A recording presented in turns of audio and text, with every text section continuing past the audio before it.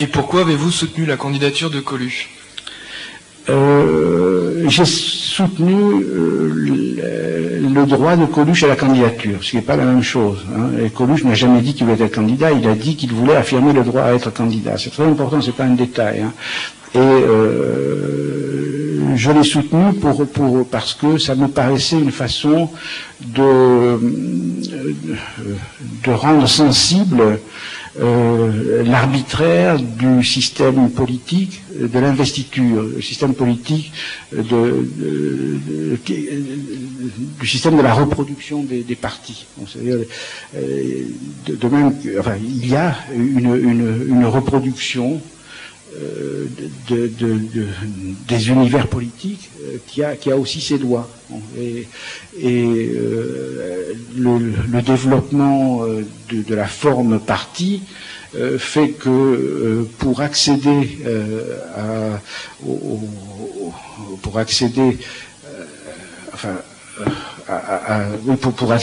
pour recevoir l'investiture, pour être mandaté pour aller solliciter les suffrages, bon, il faut passer par la médiation d'un appareil. Bon, et ces appareils ont un rôle d'écran extrêmement puissant et écartent toute une catégorie de gens qui perdent le droit à la candidature et même l'idée de ce droit. Bon, voilà. Et Coluche, qui est un type très intelligent, très compétent politiquement, je me rappelle avoir dit ça une fois, je faisais une conférence à Polytechnique devant des jeunes polytechniciens et ils me demandaient, selon vous, quel autre sociologue y a-t-il en France? J'avais dit Coluche. Alors, les petits polytechniciens étaient un petit peu sur les fesses, mais je pourrais argumenter. Et il y a des sketchs de Coluche sur le syndicalisme qui sont tout à fait rigoureux et qu'on pourrait élaborer scientifiquement. Il y a des bons. Et là, je pense que avec une sorte d'intuition, il y a un type qui est du même type, c'est Dario Fo, qui a eu le prix Nobel, ça vous a peut-être pas frappé, c'est un espèce de créateur italien absolument génial, qui fait les choses du même type, c'est-à-dire qui fait des actes de provocation intellectuelle, mais en même temps artistique, enfin bon, qui chahutent les idées reçues, les évidences. Bon, vous ne me dites pas, les écolos, ils sont formidables, etc., mais pourquoi c'est Madame telle qu'on me désigne pour que je vote? Bon, pourquoi c'est pas moi? Vous dites pas ça. Oui. Et un des buts du maintien de l'ordre politique, c'est de faire que vous ne disiez pas pourquoi c'est pas moi. Voilà. C'est très important que vous disiez pourquoi c'est pas moi. Et ça n'a rien d'arrogant. Et Coluche rappelait ce droit. Alors évidemment, on pourra me dire, mais il y a des spécialistes du droit constitutionnel qui vont me dire comment, mais la délégation, ah bon, c'est bref. Je connais la musique. Il y a une sorte de dépossession fondamentale des citoyens qui est inhérente au fonctionnement des partis, et que la provocation coluchéenne avait pour effet de faire apparaître. Voilà. Et ça avait pour effet de réveiller. Alors évidemment, ce qui était très intéressant, c'est la réaction.